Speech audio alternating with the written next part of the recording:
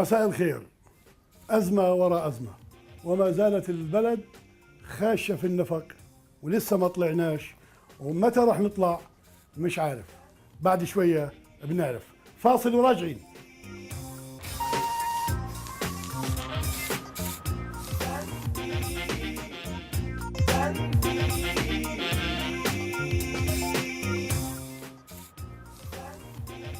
يعني مش عارف كيف بدي أقدم ضيفي هالمرة.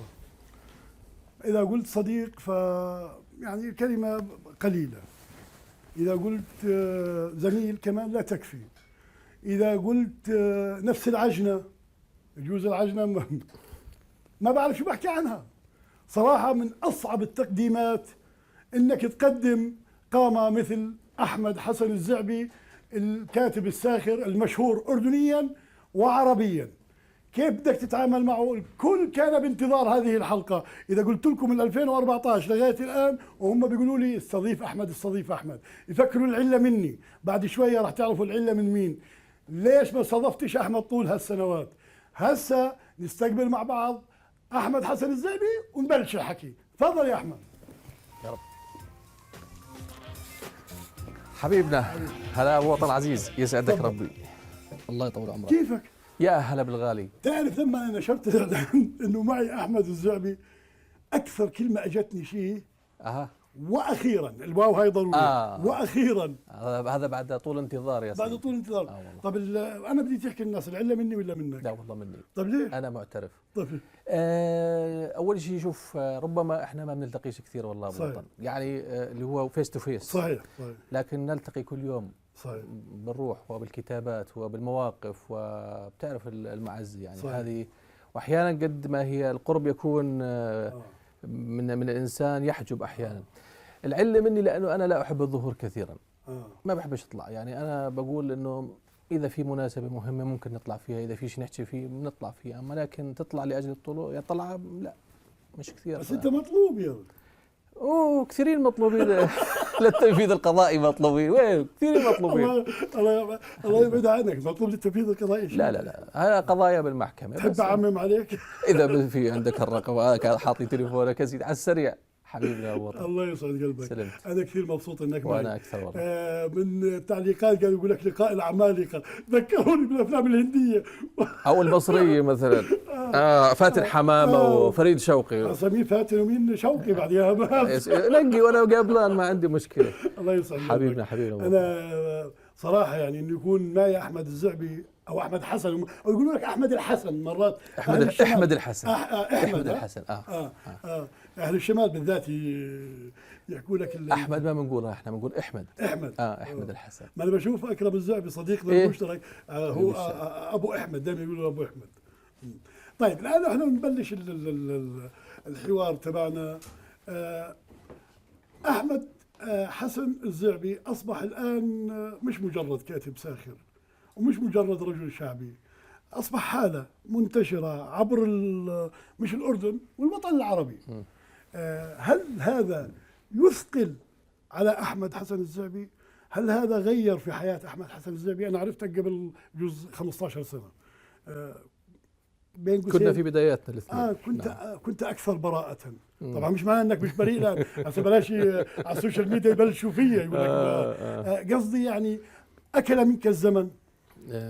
شوف، اول شيء نتفق ولا نتفق على قصة الحالة.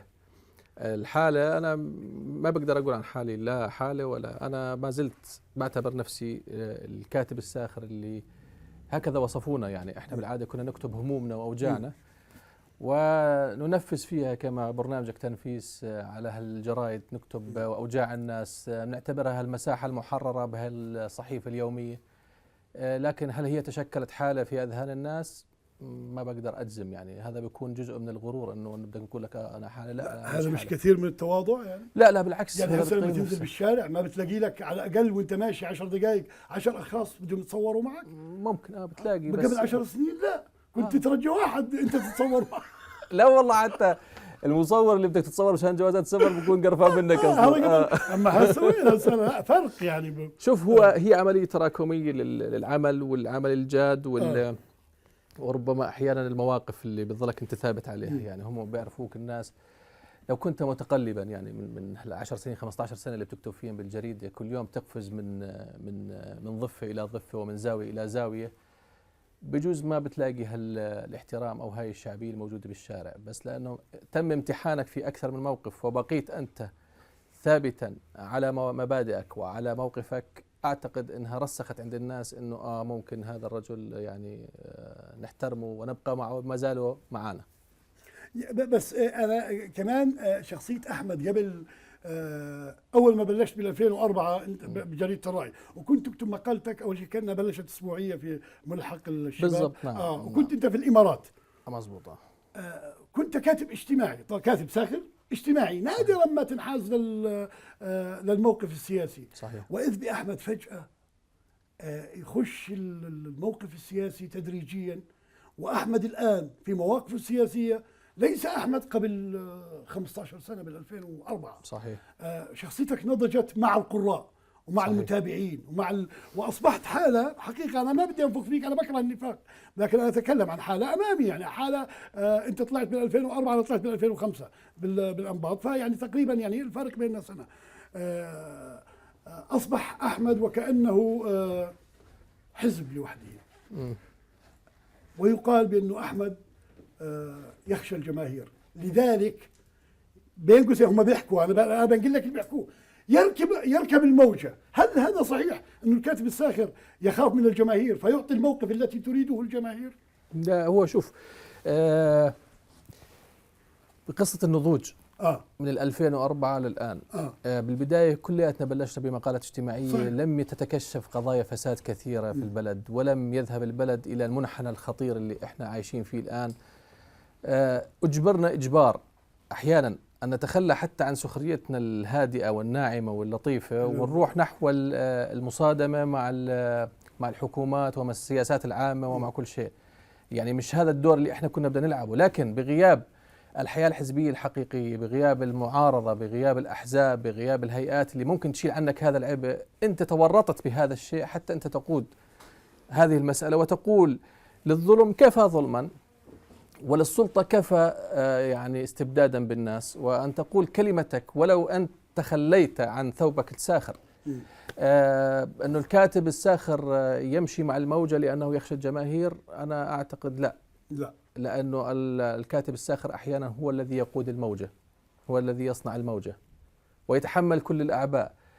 أسهل شيء على الكاتب الساخر أو الكاتب الصحفي أنه حتى يأخذ مكاسب كبيرة من الدولة ولا من مؤسسته ولا من مكان، أنه يكون مدافع عن ما يراه ويتشافى شرهم ويمشي أموره. بس أحيانا أنت تدخل في مراحل الصدام، تدخل في مراحل المواجهة، تدخل في مراحل العناد، لأنك تقود موقف، وبالتالي الجماهير تتبع هذا. ولا ليش بسموه قادة رأي وقائد رأي؟ عرفت علي؟ كان هو بسموه يعني أحمد بدك تقنعني إنه الكتابة تؤثر في الناس؟ يعني هل ترى أن كتابتك مجدية؟ يعني أنا بعرف إنه وراك ناس محبين كثر وناس بيتابعوك وناس يشدوا على إيدك، لكن هل هذا يغير من واقع الحال؟ يعني من 2004 لغاية الآن هل قلم أحمد حسن الزعبي وآخرون وأقلام أخرى غيرت في المواقف؟ خلت الحكومة تتراجع؟ جعلت المسؤول الصبح يقول لك يا باي خايف شو بده يحكي عني بكرة أبو عبد الله في مقالته، لا بلاش هالموقف مثلا؟ شو رأيك أنا زدت عليك هذا السؤال؟ علي لا بدك تجاوب، لأنه أنت تعرف في قرارة نفسك بأنه كامل الانصيارات نعم فعلها، وأحمد فعلها، ويوسف غيشان فعلها، ووليد عليمات فعلها، وعبد المجيد المجالي فعلها، وكثيرون فعلوها. نعم هم في 2004 لغاية 2019 ساهمنا في خلق حالة وعي، ولا نقول خلقنا، نحن نساهم مساهمة بسيطة في خلق حالة الوعي وتكسير هذه الأصنام. السخرية يا أبو وطن عبارة عن فأس إبراهيم التي كسرت كل هذه الأصنام ووضعت هذا الفأس في رقبة كبير الأصنام. نحن نقوم بدور تنويري توعوي لصناعة الوعي للناس. نعم اللي بنشوفه اليوم هذا التجرؤ على الفيسبوك على مواقع التواصل الاجتماعي، قد نكون نحن من بدأ هذه الشرار وقد لا نكون، لكن على الأقل ساهمنا ولا نندم على ما قمنا فيه. أنا بجوز حكيتها في بداية الحراك الأردني بال 2011 لما صارت ثورات الربيع العربي، قلت المشكلة التي أصابتنا أن الجماهير، احنا كنا متقدمين على الجماهير قبل هذا التاريخ. صحيح. وكانوا يقولوا لنا وين كنتوا متهورين، شو بتحكوا فيه، شو اللي ما عارف ايش، انتم ضيعوا حالكم انتم. بعد 2011 اصبحت الجماهير متقدمه علينا، احنا بنلهث وراءها ولا نستطيع في كتاباتنا ان نقدم خطابها الذي تقوله في الشارع. مليون بالمئة. فهذا فكانوا يقولوا لنا هي شايفين احنا تقدمنا عليكم، وقلنا لكن نحن الذين صنعنا الحاله، ما انتم ما جيتوا من فراغ. ساهمنا. نعم. صحيح. نعم. طيب الان معناته خلينا نخش في اوضاع البلد. انت بتودي اولادك على المدرسه ولا قاعدين في وجهك؟ قاعدين في وجهي. قرار منك ولا بقرار منهم؟ لا، هو بالتأكيد قرار مني، وهو قرار بشكل عام. بما أنه في عندك حالة بالبلد موجود الآن، وفي عندنا مجلس نقابة أعلن الإضراب، نحن ملتزمين مع مجلس النقابة. ولو جاءت رسائل الدنيا كلها تبعت لك مش على التلفون والله، حتى لو تبع الكهرباء ساعي الكهرباء قال لك وديهم ما بوديهم. أنا رجل إذا لم ندافع عن هذا المبدأ لا نستحق أن نعيش. أنا حتى أكون منصف، عندي ولدين الكبار مدارس حكومية ثانوية، والصغار لأنه بيتي بعيد عن المدارس اضطريت أن أحطهم مدارس خاصة قريبة من البيت. ولعل ذلك طوال قديش صار له هذا ابني عبد الله الكبير بالعاشر، الله يخليك الله يسلمك، 10 سنوات من الدراسة كلهم في مدارس حكومية، لأنه أنا وأنت أولاد مدارس حكومية. صحيح. وهاي كل القادة الموجودين الآن بالميدان سواء كانوا في قيادات النقابات ولا في الحكومة ولا في البرلمان، هذول أولاد مدارس حكومية. أنا الأربعة والله في وجهي.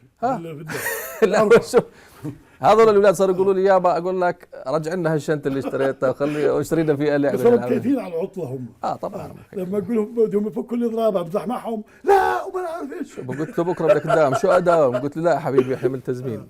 طيب أنت شايف أزمة المعلمين وين رايحة؟ الآن برؤية الكاتب العميق الاستراتيجي وين رايحة؟ طيب يعني لو الحكومة ما استجابت والمعلمين او النقابه ظلت راكبه راسها زي ما بيقولوا في الشارع، وين رايحين؟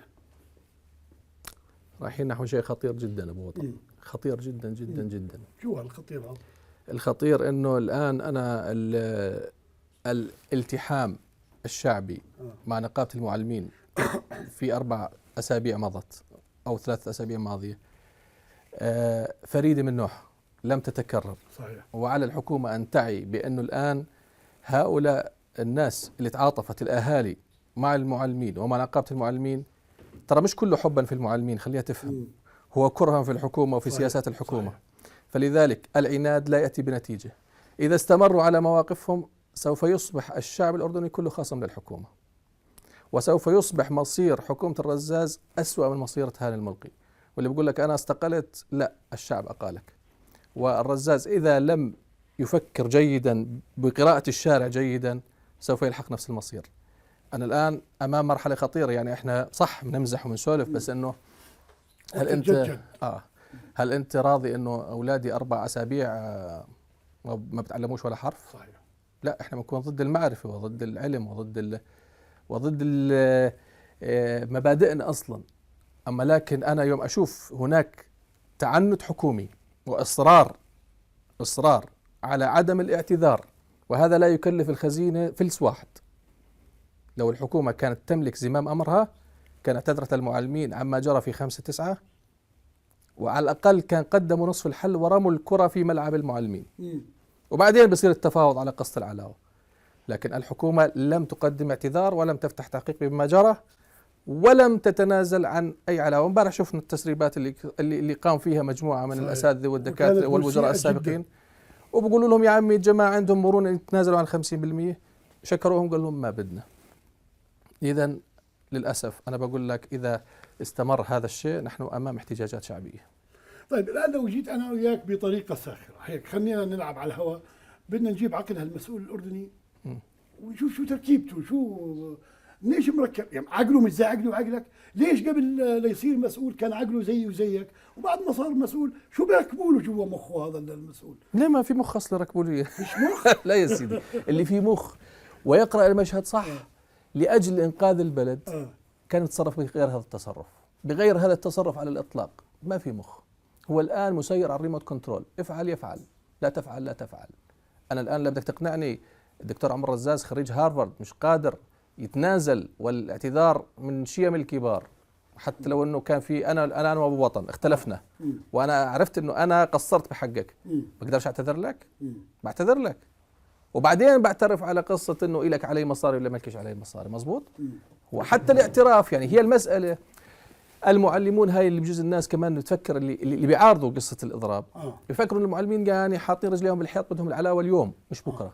المعلمين بيقول لك انا ما بدي منك علاوة، بدي تعترف لي انه إلي عندك علاوة، وبعدين بنتفاهم على قصة كم تجدول على كم سنة. الآن الحكومة لا تملك أي خيارات. تخيل أنت 4 أسابيع الآن يمضي من هذا الإضراب والحكومة لا تتقدم خطوة واحدة، وبطلع لك وزير التربية والتعليم يقول لك نو كومنت. إذا معه شيء مكتوب بيقرأه، وإذا قالوا له بدون هالمكتوب والله احكي لنا كلمتين 3 مرات يهم نو كومنت. من زمان مبيتم كيف حاله بده يقول نو كومنت. اضحك يا زلمه. تعمل زيه نو كومنت. اعمل زيه نو كومنت. تعمل زيه.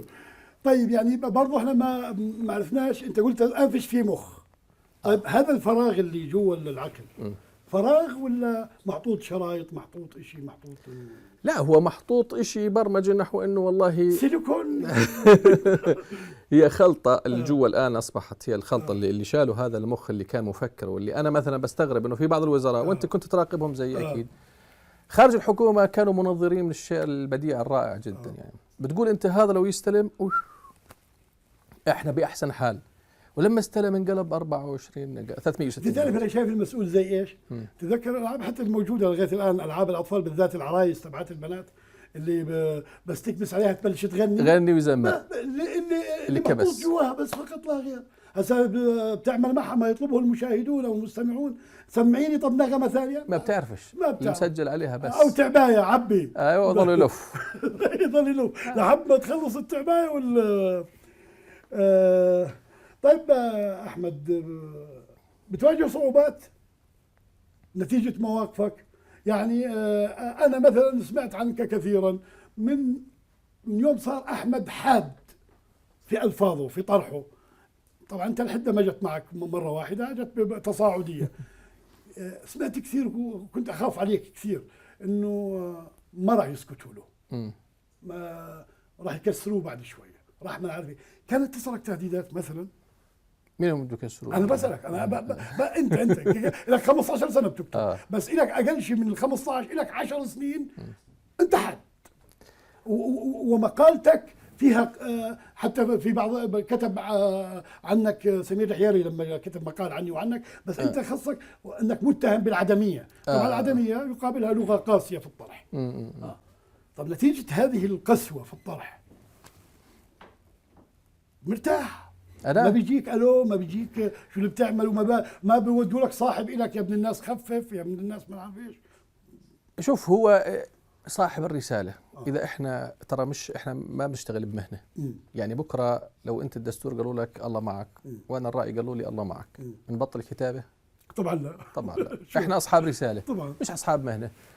في مؤذنين جوامع يعني مساجد بعرفهم بعد ما تقاعد بطل يصلي بالجامع، يعني هو لانه بعتبرها مهنه. انا بعرف مؤذنين وقت الاجازه ما بيصلي. وحياة الله هذا الموقف صار قدامي. اخذ اجازه، الجامع دكانته مش دكانته، كان سنكري قبال الجامع، فاذن، فبقول له انا قلت له بقول له ما بدك تصلي؟ قال لي انا مجاز. قال لي انا مجاز. مجاز طبعا، اجازته ما بدوش يصلي. فاحنا اصحاب رساله، يعني احنا اصحاب رساله مش اصحاب مهنه. يعني بكره لو طلعنا من هاي الوظيفه او سكر هذا الشغل او بطلنا نشتغل هون، بنبطل كتابه، بنبطل على مواقفنا المبدئيه والثابته. على العكس تماما، بجوز اسا اذا في شيء بخوفك انك خايف على وظيفتك وعلى راتبك، لكن اذا انتهت ما عاد شيء تخاف عليه. صح؟ صحيح. فانت بما انك صاحب رساله عليك ان تتحمل كل هذه الضغوط. عودة لي سؤالك، انا مش بلف وبدور عشان ما اجاوب، لا بدي اجاوبك. انا في طول السنوات السابقه لم يتعرض لي احد ابدا اطلاقا باستثناء العام الماضي. طبعا تعرضت لمضايقات وتعرضت لتهديدات وتعرضت لإيقاف عن الكتابة في جريدة الرأي، وأنت تعرف ذلك. 3 شهور وأنا منعت من الكتابة وتم إيقافي، وتعرضت لأشياء كثيرة، يعني إنه تهديدات بالتليفونات من أجهزة أمنية إن إحنا بنقطع رزقك من وقفك إلى آخره. لكن عندما عرفوا بأنه أنت تتكلم لصالح هذا الوطن، وإحنا على فكرة اللي بصنفك إنك أنت معارض وأنا موالي وهذا فلان، هذه تصنيفات غبية جدا. ما في معارضة موالين. لا بس لا يمنع ذلك من وجود كتاب آخرون كمان يعني يزيدون المشهد بؤسا ويصنعون شروخ يعني. مش أنا بقول لك بما أنه أنا صاحب رسالة فأنا لست معارضا ولا مواليا. أنا علي أن أبين لصاحب القرار وللحكومة ولإدارة الدولة وين مواطن الخلل وين مواطن الصواب. بدكم تصنفوها معارضة صنفوها كما شئتم، عرفت علي؟ وأنا برأيي لو بدك تقرأ المشهد صح أبو وطن، ترى إحنا مش معارضين، إحنا الموالين، موالين للدولة. بما أنك أنت بتنصح صاحب القرار بأنه هنا خطأ وهذا المشي في هذا الطريق ترى كارثة، بينما من يسمي نفسه مواليا هو يزين هذه الأعمال وأنه لا إحنا وضعنا تمام. زي واحد بقول لمريض لا أنت ما فيك شيء وروح توكل على الله، بس اللي كويس اللي بيقولوا لا يابا أنت مريض، أنت مريض لازم تتداوى عشان بدنا إياك تظلك معنا، عشان بدنا إياك تظلك ثابت، عشان بدنا إياك تظلك قوي. هالوطن بده يعيش ل1000 سنة. هذا اللي هو الموالي، مش هذاك هو اللي معارض، هذاك اللي هو بده يهدم الدولة لأنه بينافق ولأنه بيسحج ولأنه بيزين الخطأ. عرفت علي؟ يجب أن نقلب هذه المفاهيم عند الناس. طيب أنا بخطر على بالي سؤال، أنا أعرف أنك لا تلقي له بالا كثيرا يعني عندما يدعى الكتاب، سواء الكتاب الصحفيين ولا الكتاب اللي تابعين رابطة الكتاب الأردنيين ولا مثقفين ولا لا ندعى نحن، يدعى غيرنا. أنا عارف أنت وين رايح أنا، يعني لما تصير مؤتمرات، تصير قعدات كبيرة، لقاءات مع مسؤولين بينادوا فيها الكتاب أنت لست طامح وأنا لست طامح، لكن يعني ليش استثناء الكاتب الساخر اللي هو الأكثر مقروئية من هذه الدعوات؟ ليش؟ ويريدون أن يوصلوا رسالة. طب رسالتهم مش مع الكاتب الساخر تصل أجمل وأحلى وأقوى حتى مش الساخر، حتى الكاتب الجاد المؤثر وكان بصف المعارضة ما بيدعى بالعادي يعني بالعادة. شوف هي يعني نفس الحلقة اللي عم نحكي فيها إنه هؤلاء بيعتقدوا إنه هذول مشاغبين راح يسمعوا كلام لا يروق لهذا المسؤول أو ذاك، فبدناش إياه. خلينا نستثني. ترى تم في بعض الدعوات يعني حتى يعني قليلة مش قليلة وحتى على زمن الدكتور الرزاز عمر الرزاز وهو شاهد على ذلك، ودى دعوة انه انت تعال احضر. فانا وصلت رسالة لمن وصل لي هذه الدعوة بانه انا لا ما باجي مزهرية على طاولتك لتتزين على هذه الطاولة. جميل. انا بدك تسمعني وثاني يوم تروح تعمل لي قرار مختلف. لا يا سيدي الله يعطيك العافية، انا ما بحرق صورتي قدام العالم قدام مبادئي. جميل. اذا لم ترد ان تسمعني ما اريد ان اقول لك أنا بغنى عن هذه الجلسة. أنا مش جاي زين لك الطاولة مشان تقول والله إجا كامل الانصيارات وإجا أحمد الحسن وإجا فلان. لا لا لا لا. إذا أنت فعلا جاد بالإصلاح تعال نتحاور. أما إذا أنت لا تملك قرارك لا. أنا بضيع ساعة ونص من وقتي وساعة ونص من ترجع الرمثة وساعة ونص من رايح على عمان، بجوز يكون وقتي لو أكتب فين ولا أسمع لي موسيقى ولا أقعد مع أولادي أحسن لي بكثير. هذا الجواب. يعني هم ما بدهم ايانا بالاصل يعني. هو يعني اذا صدفت يعني واجا واحد متنور وبده يدعيك يعني على طاوله رئيس وزراء ولا والله انا لم ادعى من زمان. والله امك راضيه عليك. بدايتها كنت ادعى وكنت انت تدعى، كنا نلتقي مرات في بعض لكن حقيقه يجوز من 7 8 او 10 يجوز لا لم ادعى، وكانه هناك يعني شيء مقصود ان لا تدعى. مش كثير مهم طبعا هو مش مهم، بس انت كمان لما تشوف بتقول لك انه التقى فلان بخيرة من عارف الكتاب والصحفي. طب انت تنسى الحق، طب انت صحفي وانت كاتب وانت من عارف ايش. طب هو بس وهذول طبعا كلهم زملاء، بس والله غالبيتهم يعني لما تجمعهم مع بعض غالبيتهم يعني ما بيقولوا لهم قد نص مقال إلك، يعني مش قد فقرة إلك. فما عارف يضحكوا على مين. وين الكاميرا هي؟ وين الكاميرا؟ الكاميرا كاميرتك هي. نو كومنت. نو كومنت. أصابتك العدوى؟ صابتني العدوى. نو كومنت. قديش معنا الفاصل يا أستاذ؟ لا لسه خلنا ندردش شوية كمان دقيقتين 3 التقرير ناخذه بالجزء الثاني، ويا ريت تطفي لي البدني لأنك صرعتني. انت شو من هو اللي بيسوي والله من تطافي والله من أول حلقة. مين اللي بيوسوس لك قاعد؟ أحمد الحسن. مين اللي بوسوس لك قاعد يا زلمه؟ ها مين اللي بوسوس لك بالسماعه؟ المخرج هسه يفكروا شو اسمه يا رب. فتح لي الوش هذا وش لما يحكي مع المعد ولا المعده ولا ما اعرف ايش. طيب والله نص شو بدي اسالك هسه عادي خلاص هلا احنا بندردش. الدكانه ممتازه. انت اسعارك على التموين ولا صار على التموين؟ ببيع ببلاش انا بس كلها فاضيه. شكله ما في زباين عندك. الحركه الاقتصاديه ميته والله من اول برنامجك وهن مصفوفات. عندي زبون اسبوعي اللي هو الضيف اتمنى يجي يدعم بس ما قلنا بلكي احمد حسن مره هن علبتين اللبن شايفين والله بهم ميه ترى بس اظن مطر نكشف الاسرار للناس. طيب صديقي نحكي عن تجربتك المرئيه. تحكي يعني كان يقال بانه لو سمعت هذا التعليق وانت سمعته كثيرا، لو ظل احمد يكتب مقاله بدون لا يطلع فيديوهات وبدون احسن، وكانه القارئ او المتابع يريد ان يرسم للكاتب صوره تقديسيه في مخيلته ولا يريد ان يراها. صحيح. طلعت انت طبعا بدايتها كنت تسمع تعليقات كثير حتى في منها سلبيه. التجربه المرئيه، الفيديوهات، منسف وطني، منسف بلدي، منسف نخش الغزعه ذهن على وطن. وطن عندك ابصر مجننك بجوز وطن. هاي التجربه اضافت لك شيء؟ حسيت انه ذا قيمه؟ حسيت انك انت هون مكانك، ولا انت بتملأ فراغ ناس مش جايه عشان هيك انت اجيت؟ والله يا ابو وطن انت جاي مقدم في المكان الخطا اليوم. يعني اثنيناتنا ماشيين بنفس المشوار ومارين بنفس التجارب. طب ما انا بدماش لا لو انا عارف الاجابات. لو كنت مش تلقاء العمالقه مش يقول لك جايب عبد الرحيم مش دايع يلقى العمالقه. تفضل. لو كنت انت مقدم برامج من الاصل مش كاتب صحيح وانطلقت لهي التجربه بقول والله. بس انت شايف شوف احنا طبعا من حق المشكله الاثنين ماشيين بنفس الخط. ماشيين بنفس الخط. لو بقينا كتاب يعني صحفيين فقط مجرد على هالجرايد ونكتب هالمنشور اللي على صفحتنا على الفيسبوك ولا على تويتر، ربما لم نصل إلى هذه الشريحة الكبيرة الآن اللي لم تعد تقرأ ولم تعد تتابع ولم تعد تهتم.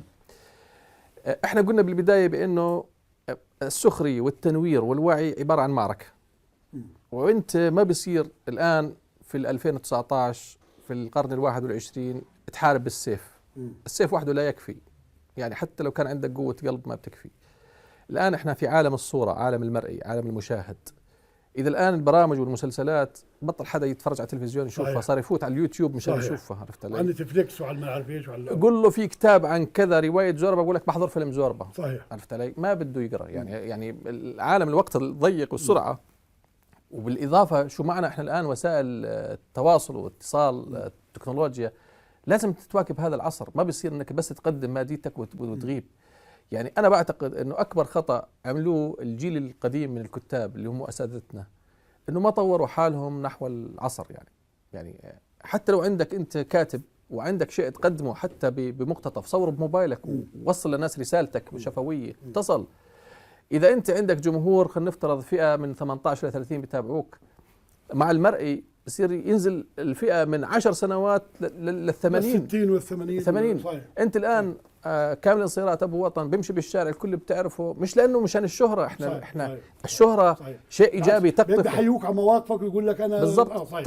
تقطف الشهرة انت من هذه التجربة. بس انت بالاصل انه والله انا لا قدمت شيء مرئي شافوني الناس عليه. عرفت علي؟ المواقف بدل ما اكتبها مرات الكتاب لحالها ما بتفش شغلك، بدك تطلع تعبر عن وجع الناس وعن مبادئك وعن المواقف الوطنيه اللي بتصير، عن ازمات البلد اللي بتمر، لازم تحكيها بوجه لوجه، بلسانك، بصوتك، بنبرتك، بلمعة عيونك، الناس تشوفها.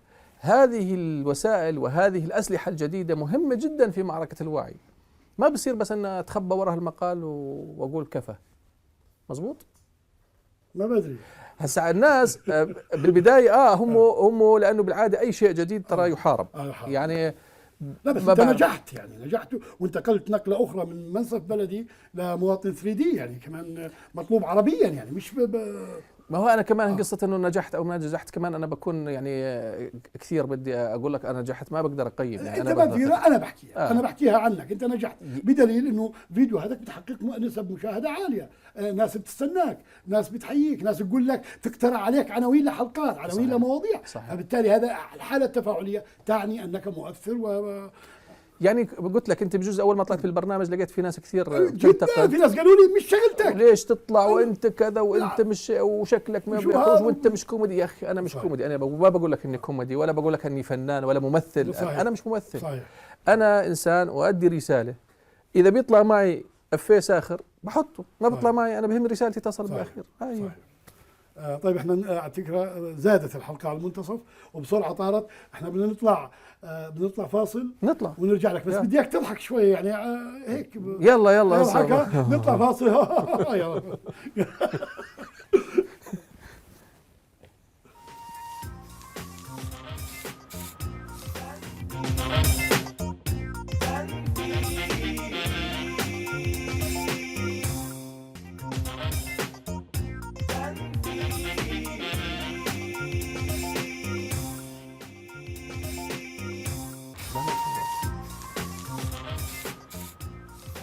وكنا المخرج فصل بالمره، احنا احتجينا رجعني بدون لا يحكي لي، رجعنا لكم مره ثانيه وضيفي الكاتب الساخر احمد حسن الزعبي رجعني بدون لا يحكي معي، او والله بطل يحكي عاد معي. والله بالفاصل قعدنا نجرب بالسماعه ونظفناها شوف وجبنا مره وظبطنا بطل يحكي المخرج، يبدو انه زعل او ترك.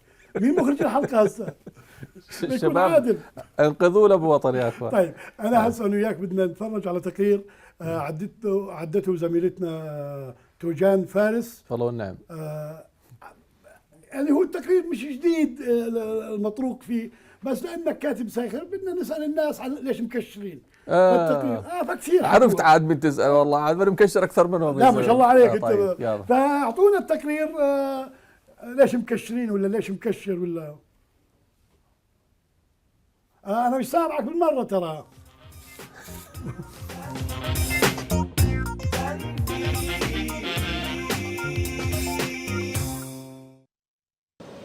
بينما يرفع البعض شعار كشرتنا هيبتنا، تبقى الابتسامة هي سر التفاؤل والأمل في الحياة. لماذا أطلق هذا المصطلح على الأردنيين وليش الشعب الأردني مكشر؟ خلونا مع بعض نشوف جواب لهالسؤال. دائما بيحكوا الشعب الأردني كشر، شو رأيك؟ في منه بس هيبة والله. هيبة؟ طبعا هيبة، هيبتنا بكشرتنا. ايه ليه مكشر؟ انا بالعكس، ما انا مبسوط مو مكشر. مبسوط رغم الظروف الاقتصاديه الصعبه جدا، بس لازم اضلي مبسوط عشان ما انجلت. اوكي، ليش مكشر؟ لا مش مكشر، زعلان على هالبلد. ليش مكشر؟ يعني الظروف تغيرت، اللي بنسمعه الأخبار الوضع صعب، نسمع أخبار بتضايق عن وطننا، بنسمع برضه ظروفنا كثير يعني صارت أصعب من أول، يعني فيش شيء بيدعو للابتسامة.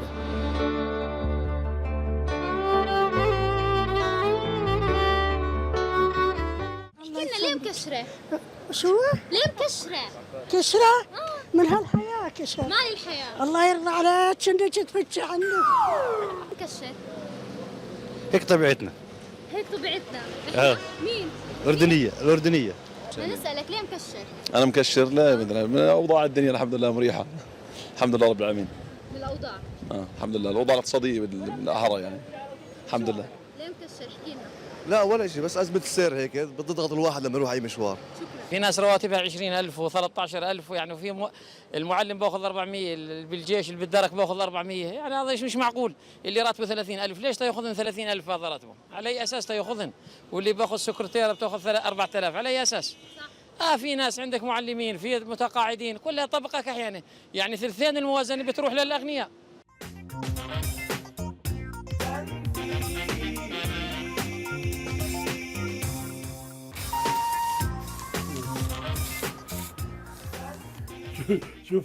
لا شفت المكشر اللي قالت له ليش مكشر وهي عامل هيك، يقول لك انا مكشر؟ لا ليش مكشر؟ ورد رجع لا والمذيعه مكشره. المذيعه مكشره. سامعه يا توجان؟ توجان كمان ثاني بدك. مره تعمليش تقارير الا وانت بتضحكي. هل حقيقي نعم احنا مكشرين بس من برا ولا في عندنا مشكله من جوا احنا كاردنيين؟ هاي ملزقه فينا. السؤال اكثر من تقليدي، يعني كلاسيكي جدا. بس اعتقد بعد ثوره السوشيال ميديا يعني احنا بننكت وبنضحك يعني. بس على الالكتروني يعني. بس الكتروني الشارع مكشرين. لا طبعا مكشرين اكيد. طيب ليش يا رجل اللي جوا بالعكس برا بالتاكيد. انت يوم تكون جوا مهموم وعندك مشاكلك لا يمكن تقدر تبتسم، او قلقان او خايف من بكره او خايف من إشي، او بكره عندك امتحان وين بدك كيف بدك تضحك؟ احنا زمان يعني قبل هذه الازمه الاقتصاديه اللي صار لها الان بتمر بالاردن يمكن 7-8 سنوات اللي هي شاده مضبوط. احنا من يوم ما خلقنا ازمه اقتصاديه الحمد لله، من يوم ما خلقت الدوله ونحن على منعطف تاريخي يلعن عرضها المنعطف التاريخي هذا. كانه احنا بنينا الدوله على المنعطف كوربه تاريخيه. بس من 8 سنوات شدت كثير قصه الازمه الاقتصاديه، فالناس مكشره لانه اصعب شيء عليك انت بوطن تعرف يوم ما يكون بجيبتك مصاري تقدر تصرف. مالك وجه تقابل اولادك، مالك وجه تقابل مرتك، ما انت عارف تدبر امورك، يعني هذا بوجع الناس من جوا صحيح. غياب العداله بتخلي الناس كمان لا يمكن ترتاح.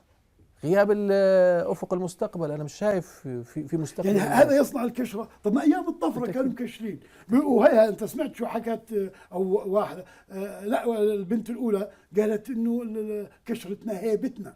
لا شوف هو هذا قول صار يعني دارج انه احنا يعني من باب النكته الكشره هيبه. بس انا بدي اميز لك بين شغلتين. الاردني فعلا ما بضحكش، لا الاردني بيضحك وبيضحك كويس، بس تقدم له شيء كويس. يعني ما بضحك على النكته الساذجه او الموقف البايخ، لا هو بضحك يعني يوم تقدم له وجبه محترمه فبيضحك عليها. مش يعني في بعض الجنسيات العربيه بتلاقيه يعني سهل ضحكه، الاردني لا يعني انتقائي في ضحكته. بس انت بتقول لي ليش؟ ما هو كان في طفر بس كان في عداله. يعني عمره كان في عداله في الاردن؟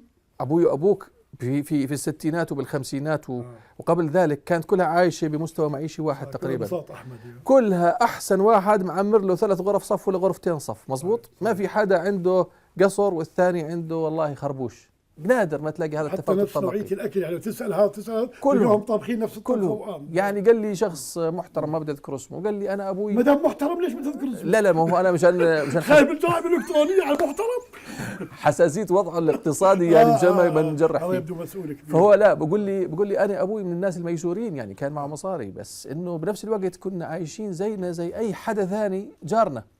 قال امي يوم كانت تجيب الغداء ما تقول يا اولاد تعالوا تغدوا، تقول تعالوا لحقوا لانه يا بتلحق يا ما بتلحق. فصح كان يعني في ناس معاها اللي هي الطفره الماديه، بس السواد الاعظم متساويين. يعني انا بتذكر حارتنا ما كنت تفرق انه هذا معه وهذا ما معه. صحيح نفس الشيء. فيوم تكون العداله حتى بالفقر الناس بتكسب يعني في رضا نفسي. حتى اللي معه مش مظهر حتى وغالبيتهم ما بيظهروا بيقولوا لا هذا مدكن. ايوه مدكن هذا مدكن. تقولوا مدكن احنا نقول مدكن. طيب بتصير معك احمد مثلا تحكي تليفون مع واحد مش عارف رقمك وفيش عنده ترو كولر، لما يرد عليك طبعا الكشره بتسبقه على التليفون بقول لك ايوه مين معي؟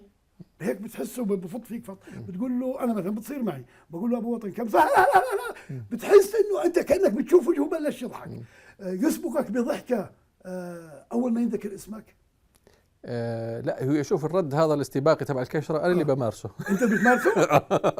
لانه يوم يكون في رقم غريب مش مخزن عندي بعرفوش. ايوه يقول ايوه نعم بكون خايف انه من الجماعه. الو تفضل شوفي لحد ما تطمئن. اقول انا فلان فلان يا زلمه حرق عريسك كله من اول. نعم. طيب الان بدي اسالك، خلينا نخش في خصوصيه العائله. كيف تتعاطى عائلتك مع شهرتك؟ اولادك قسم لي اياهم. لا اولادك قسم لي يعني المرأة. انا مثلا انا وطن بيأنبني دائما يطلبني الطلب. تخيل والله هذا تكرر معي في اسبوع اقل شيء مره، وهي يجوز بسمعني او امه تسمعني. كل ما يطلب مني طلب يقول لي بدي كذا، اقول له يا بابا لا ما فيش معي اجلها لبعدين.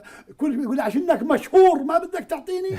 ومرات يسب على الشهره، يلعن ابو الشهره اللي ما عارف ايش مانعتني. اقول له مش مانعتك من الشهره. فالان هو متعاطي مع القصه هاي بس مستغلني فيها. طيب انت اولادك في الشارع في المدرسه من يتعاطوا معهم على انهم ابناء احمد حسن الزعبي ماخذين الابهه تبعت الشهره هاي ولا؟ لا اولادي ابسط من هيك بكثير، يعني هم يعني يعني تفهمني اولادي قرود؟ اولادك قرود، نعم انا بعرفهم اولادك يا كامل، لا تقول ليش والله اولادي لو تحطهم جنب اولادك غير يفلوا بعد دقيقه. عندك ما شاء الله وطني يعني اسم الله عليك. وطن مره ضاع بجبل بعدين بحكي لك. لا انت قلت لي اياها. قلت لك اياها. مره وطن ضاع بمخيم الحسين طبعا، فامه بدها تنادي، الواحد اللي يضيع ولدها تنادي، ضاع منه مع امه، نادي يا احمد يا محمد، اسمه وطن. قالت استحيت انادي يا وطن، وينك يا وطن، خفت يفكروني مجنونه. على هو قالت وخلصنا منها لا قفوها لا وطن. احتجاجات دوار رابع جديد. لا اولادي مثلا يعني بالفتره الاخيره حتى صار عندهم قصه الحساسيه من هاي انهم اولاد احمد. يعني مثلا هذيك المره مرتي ام عبد الله بتودي ابني على الصيدليه مشان يشتري دواء كذا، فمشتري دواء ومش عامل له خصم، فقالت له ليش ما قلت له اني ابن احمد الحسن؟ قال انا بحبش اني استخدم هاي الطريقه. يا الله. هو يا بكون يعني عن قناعه يعني هو مستحي يقول له يعني بس هي. لا والله مره ابني استخدمها وكلهم ما زبطت معه، يقول لي ما احترموك. او خايف يتفشل. والله. طيب تعاطي ام عبد الله مع الموضوع يعني مع الجارات، مع اللي بتعرفهم، مع ما اعرف ايش يعني يعني من 2000 انت متجوز من اي سنه؟ 2003 ولا 2002؟ ضروري الاحراجات هاي يعني نشوف هاي الاسئله. لك وقول لي عبد الله الكبير صف 10 انا بغداد عندي صف 10، فبالتالي احنا واضح انهم متزوجين بسن انا 2003 انا 2003 خلص مع بعض. انا 2003 اي شهر؟ اي شهر بدك تطلق؟ 2020 مع الازمه الاقتصاديه اللي عالميه اللي بشرنا فيها طلال ابو غزاله. يعني هي شوف لا كمان يعني بالفترة الأولى كان عندها حساسية بسيطة، وأنا ذكرتها يمكن مقابلة مع طوني خليفة. أنا ما بدي تحكي كامل، قلت مقابلة طوني. لا شيء ثاني. بدي أحكي بالأشياء الأخرى، ماذا استفادت أم عبد الله من شهرتك؟ ولا شيء حرام بالمرة؟ ولا شيء. يعني ما بتحس هيك إنها وهي ماشية صارت هذه زوجة أم عبد الله؟ لا مسكينة بالعكس، بتقول لي مرات أنا والله شو بدنا بالكتابة لو إننا ظلينا بالإمارات نشتغل هناك وأنت بالمبيعات أحسن. هذا كلام حتى حديثا لأنه فعلا وجع راسه. أنت تعرف وجع راس ولا خايفة عليك؟ هي تجاوزت مرحلة الخوف علي، هذا راحت خلاص. الآن احنا وصلنا يعني بعد 4 سنين بنخش بنادي 50 فودعت القصة. بس لا من باب إنه وقتك مش إلهم. وأنا مرات بزعل من حالي إنه بكون وقتي مش إلهم، يعني عرفت علي؟ يا إما بتكتب، يا إما مشغول، يا إما بتنسق مع ناس، يا إما بتطلع على الناس، يا إما اليوم في مقابلة مثلا هيني طلعت من الساعة 5 من الدار. يوم الجمعة عندي شيء بمعرض الكتاب، عرفت علي؟ فمش إنهم مستثمرين وجودك معهم دائما. أنا يعني هسه قعدت معك ساعة والله بجوز اليوم ما قعدت معهم ساعة، فطبعا راح تزعل. راح تزعل عشان قاعد معي؟ أكيد. واحد الله لا يعني إنه يعني عمرك نسيت اسمها وأنت تحكي معها؟ لا مش لهالدرجة زمان. معقول؟ أم عبد الله الله أم عبد الله أم عبد الله. لا بس قل لي مثلا انه تاريخ الخطوبه متى؟ هي على فكره دائما ظلت تذكرني انه انت مش كنت تقول لي، اقول لها والله انا ما قلتش، تقول انت بتنسى دائما. فانا فعلا يعني الداتا شكلها كلها انمحت يعني بين ال 2003 طالع بنسى شو قلت وشو وعدت وشو حكيت كله بروح. بس اسمها لا بعدني بتذكره. اسمه جد؟ كاتبه بالهويه شوف. كل شو طيب الان خلينا ننتقل على موضوع ثاني، وهو موضوع ايضا قيل عنك. قيل عنك يعني توقعا من الناس، لانهم انصدموا في اسماء كثيره من اللي كانوا في الداخليه وصاروا وزراء، من اللي انفشخوا عندكم بإربد وصاروا كمان برضه وزراء، واللي صاروا وزراء، واللي كانوا ينادوا باسقاط صاروا وزراء، واللي صاروا وزراء. بيقولوا كمان احمد الزعبي، هذا احد الاقوال، ما يقولوا نعم كمان لو رموا له اي موقع منصب موقع بنصب يرموا له منصب بنصب عليهم على السريع. انا اعتقادي ان احمد حاسم هذا الموضوع تماما، لكن انت عارف احباطات الناس تقودها الى التقول. صحيح. هل عرض عليك، انا ما بدي اقول لك اذا عرض عليك، هل عرض عليك منصب خلال هالمسيره هاي كلها؟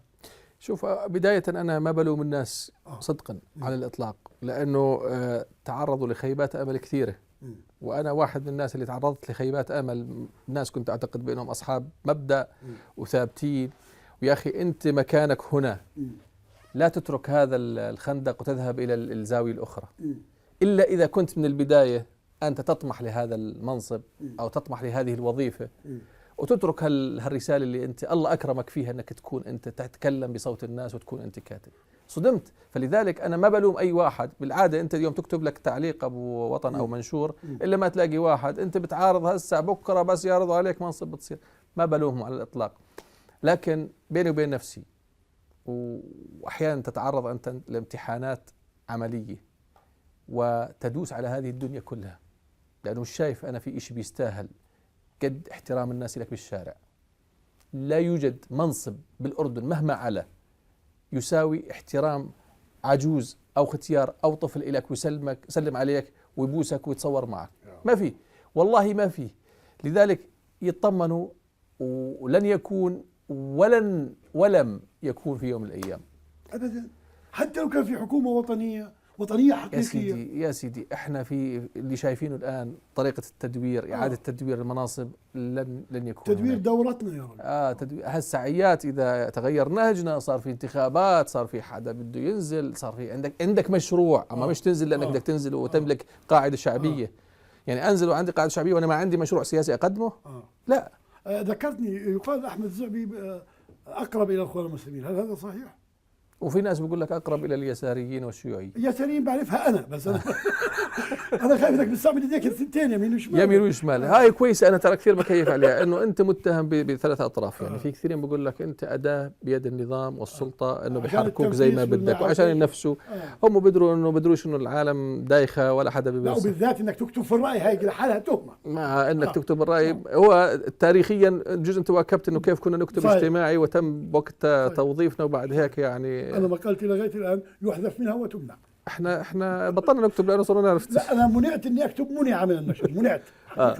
احنا منعنا كمان. فهاي واحد. اثنين، انك انت اخواني. الثالث بقول لك انت شيوعي، بسمعها. يعني انا مش عارف شو هالتركيبه انه بين الاخوان والشيوعيين. اليرموك انك اقرب مثلا 3 دي وطن 3 دي انها يعني القناه تابعه لعزمي بشاره، وعزمي بشاره شغال مع قطر، وقطر تدعم الاخوان المسلمين، هيك بلفوها بالطريقه هاي. ما عندي مشكله بكل هذه الاقاويل. انا اي حدا بيعطيني نافذه اتكلم فيها كما أريد بحريه بدون ما يحط حواجز. هي وطن 3 دي هذا البرنامج اللي يبث على العربي من 2017 كان في مباحثات بيناتنا انه بدنا اياك تقدم برنامج، وانا قلت لهم جمله واحده: انا لا اشتغل على الريموت كنترول. يعني اليوم تقول لي والله هاجم السعوديه، ما بهاجم. هاجم ايران، ما بهاجم. امدح ايران، ما بمدح. انا ارى بمنظوري العربي والاسلامي واللي تربيت عليه بحكيه، اللي هي المبادئ. غير هيك ما عندي. بدكوا اهلا وسهلا، ما بدكوا مع السلامه. فقالوا لي لك كامل الحريه باختيار الموضوع كامل الانصراف. والله كامل الانصراف بعدين بصير اختيار الموضوع وطريقه الطرح وكل شيء. عرفت علي؟ طيب منسف بلدي، مواطن 3 دي، في فرق بينهم؟ وين انت لاقي حالك اكثر، هون ولا هون؟ منسف بلدي كثير مغرق بالمحليه. هو محلي مزبوط، ويعبر عن ذاتي اكثر. مزبوط، وانت مرتاح فيه اكثر. مزبوط. وحتى كأنه الفيدباك أكثر بيجي. طبعا، لأنك أنت رسالتك موجهة لفئة محددة. هناك أنت بتتناول موضوع عربي يتقاطع مع أكثر من دولة عربية. فبالتالي ما لك جمهور مخصص. يعني قاعدين نبني بجمهور يفهم أنه إحنا شو نبعث له. يعني مثلا اليوم تحكي له عن تداول السلطة، عن الحقوق والواجبات للمواطن العربي، عن تأليه الزعيم، تكسير هذه الحواجز. يعني عم بيستوعبها، بس ما وصل لمرحلة الولاء للبرنامج بشكل اللي وصل له منسف بلدي. طيب كثير. احنا على فكرة أنا صرت أسأل أسئلة سريعة على ما ظلش إلى 3 دقائق. طاير الوقت. 4 يقول لي 4. لا شكرا على الدقيقة. شكرا. طيب والله نستانس. لا ما تحكي بإذني. مسألة الكل يعتقد مثلا أن الكاتب الساخر قاعد في داره منعزل عن الناس، لا يتواصل، لا يتفاعل مع المسؤولين. هل أنت في حالة تفاعل مع المسؤولين؟ يحكي معك المسؤولين؟ بتعرف مسؤولين، رؤساء وزارات غير المتقاعدين والقاعدين؟ لا. ما بيحكوا معك؟ لا. ما في دولة هيك بيحكي معك مثلا متقاعد قاعد. مش مهتم كثير يعني. لا أنا ما أقول لك مهتم، لا مش مهتم كثير، يعني وهو ما جرى، يعني ما جرى، لم يجري. احيانا كان يوضح يعني شيء بسيط جدا، يعني هذا وكمان كنت لاحظها بالسنوات الاخيره، انه بطلوا يهتموا حتى لكل هذا النقد يعني. لا هم تمسحوا تماما يعني هذا المصطلح انا اشكرك عليه. لا تمسحوا زمان كنا يوم نكتب مقال يتصل فيك يوضح لك انه لا احنا كنا طلعنا هذا القرار عشان هيك عملنا هذا الاجراء. ما دام قلنا تمسحوا هم هسه زابليننا ما بنعطيهم هذه الفرصه. لا يعني هم هيك، ما انا بدي احكي لك بلغه الشارع، هم هيك احنا فالان لا ما في حتى اللي بده يعني يورجيني بانه انا يعني لا ما كانش قصدي، بقول له يعني انت مكشوف يعني لا تقعد تقول لي ولا تقعد تزاود علينا ولا تقعد تشرح وجهة النظر الحكومية البائسة، انت مكشوف، انتهى يعني. ما في عندك امل في اي حكومة قادمة على القريب يعني؟ لا اطلاقا. انا شو بدي اغير وجوه؟ انا اذا الان بدهم يشيلوا الرزاز ويحطوا حدا ثاني بنفس الطريقة، لا خلونا اياه. يعني انا مش هويان اشوف اشكال جديدة يعني صراحة. اذا لم يكن هناك اصلاح. السؤال بطريقة هيك، متفائل بالقريب؟ لا كمان مش متفائل؟ طبعا مش متفائل. يا زلمه مين في مجنون بيتفائل مجنون بيتفائل بهذه الظروف؟ انا زي ما بقولوا دائما الزيات ببين على هدومه. اللي بده اصلاح ببين انه بده يصلح، مزبوط ولا لا؟ صحيح. والجو العام لا يثبت. يعني الان قامت الحكومه بكل الاجراءات الممكنه وصبر هذا الشعب. رفعتوا البنزين، نشتريه قاعدين بضعف السعر العالمي، والخبز بضعف السعر العالمي، والكهرباء بضعف السعر العالمي، والمديونية تزيد مليار و200 مليون. يعني شو ظل بدكم كمان أكثر من هيك؟ يعني شو أكثر من هيك ممكن الحكومة تستخدم من أوراق حتى والله ما تستدينش تبيعنا؟ انتهى يعني. ما عاد في عندهم، لا عندهم رؤية ولا عندهم استراتيجية، ولا احنا قادرين نشوف الأرقام اللي بتنصرف وين بتنصرف وين بتروح. والمديونية تزداد بشكل جنوني، والضرائب تزداد بشكل جنوني، ومع ذلك حتى معادلة الرياضيات مش قادرين نفهمها. يعني أبجد هوس الرياضيات ما في ما لا يمكن تفهمها. طيب هذه مسؤولية من؟ يعني اللي بده يحط بريكات لكل هذا الجنون مين؟ صاحب القرار. بس يعني ما حدا أنا لا أملك القرار. صاحب القرار هو الذي يريد إصلاح ويريد عمل ومنهج جديد لديمومة الدولة فقط، ما حدا ثاني معه. احنا ترى انتهى وقتنا، بس ظل معنا دقيقة واحدة. حاب جايب بالك أي سؤال هيك أسألك إياه أنت تسأله لحالك وتجاوب عن حالك؟ لا والله. حاب تسألني أنا أي سؤال؟ معنا دقيقة. ما فيش داعي للتفكير يعني مش عاملين فيها دقيقة. يعني بإمكانك تسأل السؤال بدقيقة ما يضل وقت الجواب. إلى أين ترى الأمور يا أبو وطن؟ هذا أنا السؤال اللي كل ما أشوف واحد بقول له وين شايف رايح الأمور؟ وين رايح؟ إلى الخازوق الأكبر. خازوق الأكبر. نعم. وجاي تقول لي متفائل؟ وهو أنا من كاتبة مقالة اليوم. انهي البرنامج يا معلم. أنا كثير كنت مبسوط معك. وأنا أكثر. أتمنى إنه إحنا ما حكيناش بسقوف، حبيت يعني يكون دردشتنا هيك بسيطة، ما جيناش في سيرة حد، ما لطشناش أحد. بشكرك أبو وطن على هالاستضافة وعلى روحك الحلوة اللي دائما بتعطينا مرح حتى وإحنا بالشارع بنلتقي، هيك صدفة. قلت لك يعني الأشغال بتأخذنا ولا إحنا الأرواح متقاربة وإحنا دائما مع بعض. وبنشكر A1 TV على هاي الاستضافة، وإن شاء الله يا رب نشوفكم دائما بأحسن حال. طيب اشكر المخرج، يقول لك اشكرني، المخرج بيقول لك اشكرني. المخرج هو طبعا رب العمل، الشكر الجزيل لك يا سيدي. شكرا يا مخرج، مش عارف اسمك اصلا هو. شكرا يا مخرج. شكرا لسه بتعرف عليك يا سيدي. لسه بعد ما اتعرف عليك وتعرف المخرج، انا كان من صيراتي هذا بعرفه يا اخوان. كان يتدرب عصبي وهو جاي يا رجل. لا الله يقويكم يا سيدي. حبيب قلبي ابو عبد الله، حبيبنا. شكرا. احمد حسن الزعبي الكاتب الساخر اللي دائما انت تعطينا الالم، تعطينا ايضا الضحكه معه والابتسامه، وعلى فكره انت كاتب وجداني عظيم جدا بعيدا عن السخن. حبيبنا انا ما حبيت افتح موضوع امك حتى لا تبكي، حتى لا تجتر البكاء في برنامجي ويقولوا جابوا فتح الموضوع عشان يبكي. يسعدك. فانا شكرا. شاكر جدا لك. شكرا. وباي الاربعاء الجاي اقطع.